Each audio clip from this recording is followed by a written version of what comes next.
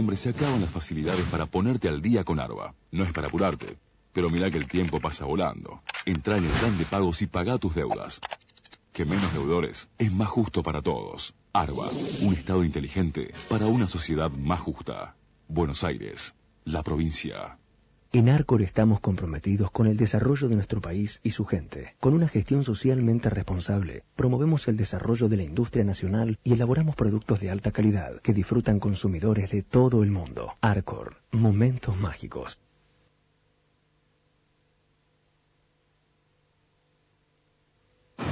Porque antes de saber cómo llegar hay que saber a dónde ir. Tenés la guía IPF 2009-2010. La mejor manera de conocer todos los lugares antes de estar ahí. Guía IPF, mucho más que mapas. ¿Viste? Joyería El Tasador es el mejor lugar, la mejor cotización, la mejor atención. Joyería El Tasador.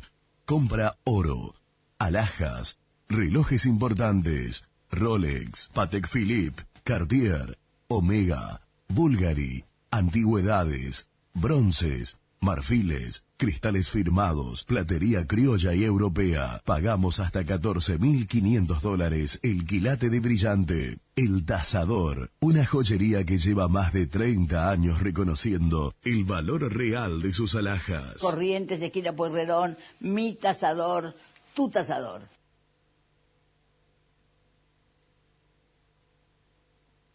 Shell, 94 años comprometidos con el país. Construyendo el futuro con energía. Auspicia este programa Banco Galicia. Cada día más.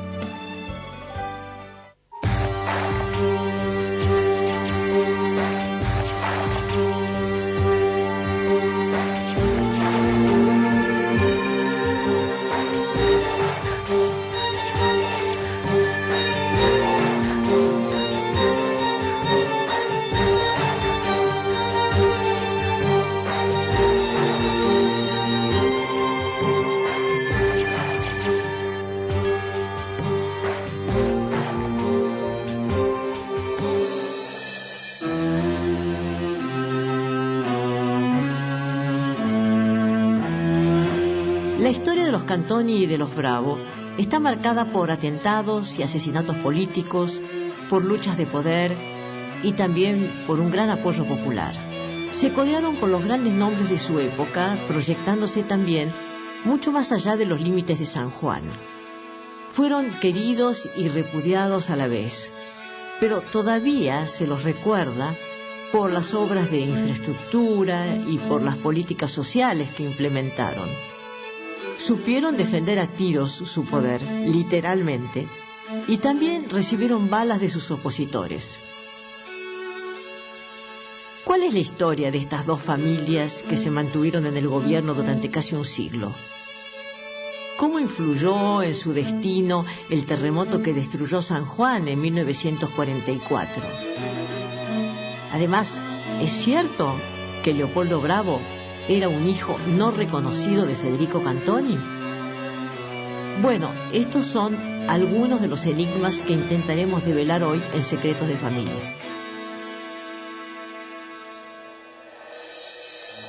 Cantoni fue producto de la inmigración y del San Juan de esa época.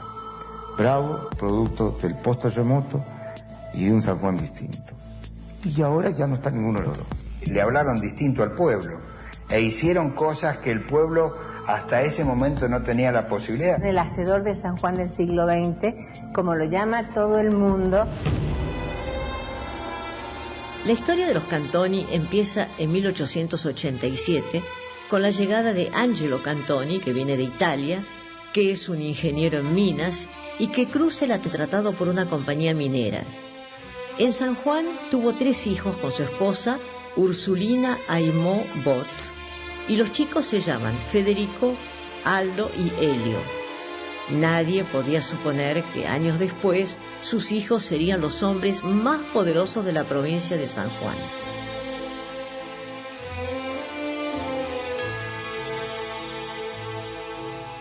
Pero volvamos al San Juan de fines del siglo XIX. La provincia, gobernada por los conservadores, centralizaba todos sus esfuerzos productivos claro, en la industria del vino, en la vitivinicultura, manejada por pocas familias, con alarmantes niveles de pobreza y mucho atraso social en toda la población. Los hermanos Cantoni, que con el correr de los años serán conocidos como los machos Cantoni, estudiaron medicina y se dedicaron a atender gente de bajos recursos.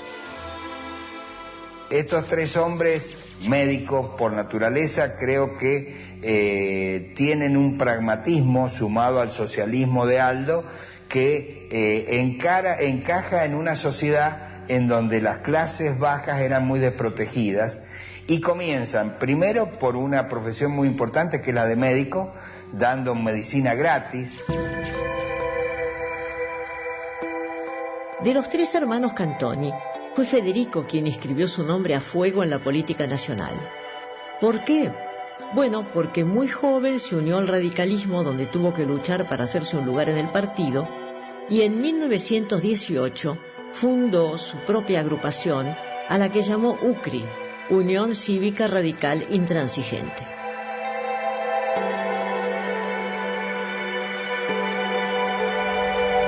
No quería acordar con los conservadores.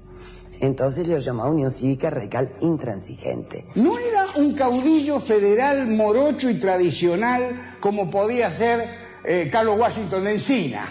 Era un gringo. Tenía también la seducción política de ser italiano. Entonces eso le ayudaba frente a los sectores medio inmigratorios de la Argentina.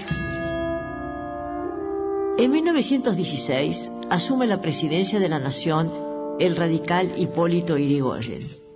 Y en San Juan, los radicales, divididos y muy peleados, acuden a Yrigoyen para que decida quién va a ser el candidato en las elecciones de 1920. El gobierno central impone la candidatura de Amable Jones, un destacado psiquiatra sanjuanino, un amigo personal de Yrigoyen. Jones había vivido en Europa y en Buenos Aires y estaba ajeno a la pasión que agitaba la política sanjuanina. Imagínense en San Juan un sujeto de apellido Jones que nunca había estado en San Juan, que era psiquiatra de fama internacional. El Hospicio de la Merced en Buenos Aires fue obra de este Jones. Llega a San Juan prohijado por Yrigoyen, que estaba tratando de radicalizar San Juan. Y en San Juan aparentemente Jones mete el dedo en algo donde no debió meterlo, que es la justicia.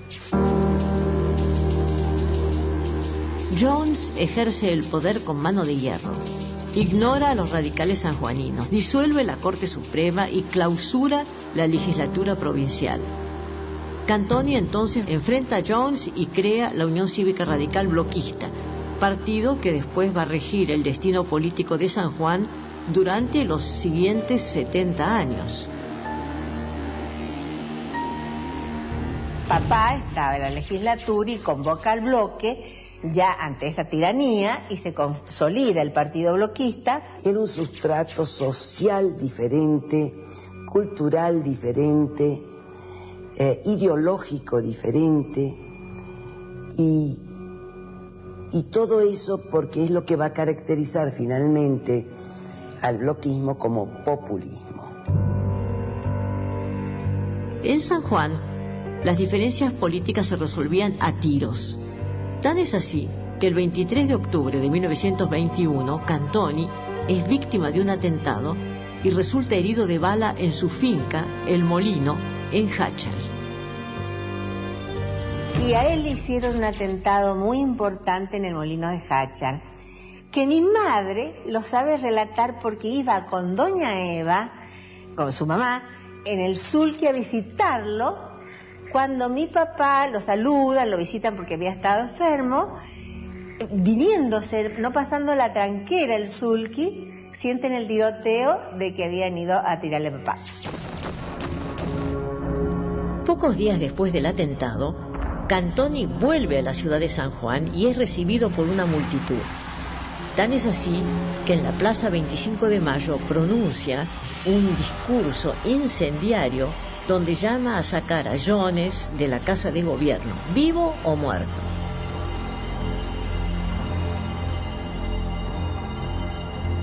famoso discurso aquel que dice: el que tenga un arma que lleve un arma, el que tenga un cuchillo, el que tenga una carabina, una escopeta, el que tenga un suncho que también lo lleve, que bueno, y entre esa expresión fíjese usted, trajo nada menos que la contraseña del atentado.